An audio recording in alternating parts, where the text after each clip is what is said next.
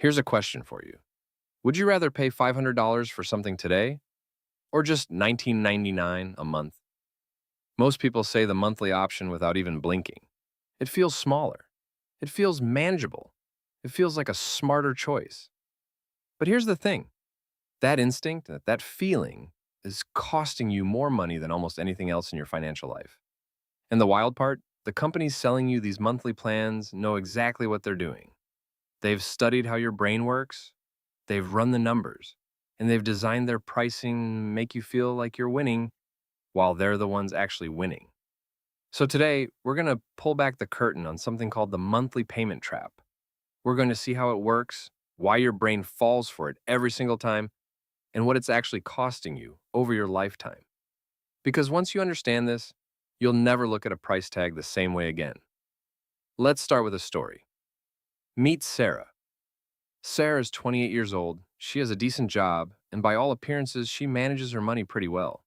She doesn't blow money on crazy things. She thinks before she buys. She's responsible. But Sarah has a habit. Whenever she's considering a purchase, she asks one question. Can I afford the monthly payment? Her phone? $35 a month. Sure. Her streaming services? $15 here, $12 there, $9 somewhere else. No problem. Her gym membership? $40 a month. Done. Her new sofa? $0 down, $60 a month for 24 months. Easy. Her car? $308 a month. She budgeted for it. Every single one of those decisions felt reasonable. Each payment on its own felt small, manageable, affordable. But here's what Sarah never sat down to calculate. When you add all of those monthly payments together, Sarah is spending over $900 a month on things that are draining her account every single month, many of which she barely uses. That's more than $10,000 a year. Not on rent, not on food, just on subscriptions, installments, and payment plans. And Sarah has almost nothing saved. Now, Sarah isn't unusual. Sarah is most of us, because we've been trained, genuinely conditioned, to think in monthly terms instead of total terms. And that one shift in thinking is the foundation of the trap. So let's talk about what's actually happening here. Why does the monthly framing work so well on us? There's a concept in psychology called pain of paying. When we spend money, especially on things we don't need in the moment, we feel a small emotional sting. It's uncomfortable. And the bigger the number, the bigger the sting. A $2,200 laptop hurts. You feel it. You hesitate. You ask yourself if you really need it. But $33 a month for 30 months, that barely registers. The pain is spread so thin that it almost disappears. Psychologists call this payment decoupling. When the moment of buying becomes disconnected from the moment of paying, you feel less financial pain. And when you feel less pain, you buy more often, and with far less thought. Now, here's where it gets really interesting. Companies figured this out long before behavioral economists started writing papers about it. They realized that if they could get you thinking in small numbers, they could sell you things at prices you'd normally never agree to. Let's use a simple example. Imagine someone offers to sell you a blender for $300. You might hesitate. $300 feels like a lot for a blender. But if they say, it's only $9.99 a month, suddenly it sounds like a coffee budget. You don't calculate that 36 months times $9.99 equals $362, more than the original price. You just see the $9.99 and think, I can do that.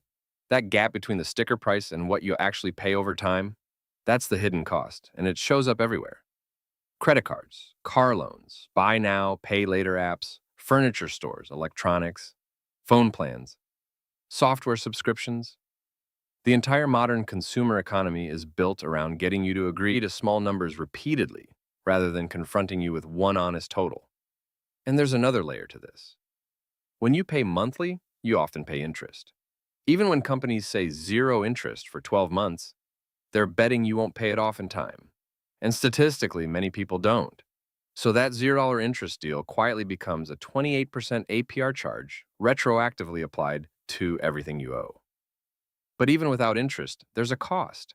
There's the cost of your attention, the cost of your mental energy managing all these payments. And most importantly, there's the opportunity cost. What that money could have done if it were working for you instead of flowing out every month. Here's the deeper truth that most people never think about. Every monthly payment you commit to is a little claim on your future self. Think about it this way. Your income is like a river, and every subscription, every installment plan, every auto renewal, it's like someone upstream putting a small dam in that river. The water still flows, but a little less of it reaches you each month. Now imagine doing that 10 times, 15 times, 20 times. Suddenly, most of that river is being redirected before you ever see it. And you're left wondering why there's nothing left to save. This is why a lot of people feel broke even when they have a good income. It's not that they're spending lavishly on one big thing. It's that they've death by a thousand cuts it themselves into financial exhaustion. Every individual payment that seems fine. But the sum total is quietly suffocating their ability to build wealth. There's also something important happening with subscriptions specifically. When we buy something outright, we evaluate it. We ask, is this worth it? Am I still using this? Should I keep it? But when something auto-renews, we stop asking those questions. Research has consistently shown that people dramatically overestimate how much they use subscription services. Studies have found that gym members, on average, pay for roughly 8 times more visits than they actually go. Streaming services get renewed for months after someone stops watching. Apps charge quietly in the background for features people haven't opened in a year. The monthly model is designed to outlast your enthusiasm. And here's the real kicker. Every dollar that leaves your account in a monthly payment is a dollar that's not being invested. If Sarah took just $500 of her monthly payments, the ones for things she barely uses, and invested that money every month instead over 30 years at a modest 8% return, she'd have over $700,000. From canceling some subscriptions and skipping some payment plans, that's not a small number. That's retirement. That's freedom. That's choices. So what do you actually do with this? Step 1 is simple but powerful. Do a monthly payment audit. Sit down and list every single recurring charge that comes out of your bank account or credit card. Every subscription, every installment, every auto renewal. Write them all down in one place. Most people have never actually done this, and when they do, they're shocked. Once you have the list, ask 2 questions about each item. First, do I actually use this? Second, would I pay this price if I had to write a check for the full annual amount right now? That second question is a filter. It removes the psychological trick of small monthly framing and forces you to confront the real number. If the answer is no, that's a payment worth canceling. Step 2 is to change how you think about prices. When you see a monthly price, immediately do the math. Multiply it by 12 for the yearly cost. Multiply by however many years you expect to pay it. Then ask, is this product or service worth that total amount? Because that's what you're actually agreeing to, whether you think about it that way or not. Step 3 is about big purchases. Before agreeing to any payment plan, ask the store for the total price, including all fees and interest. Compare that to what you could do if you saved up and paid cash. Often, the total cost of a payment plan is 20 to 40% higher than just saving and buying outright. You pay extra for the privilege of not having the money right now. And step 4, redirect what you cancel. This is the one most people skip. When you cancel a subscription or pay off a loan, that freed up money feels like it disappears. Don't let it.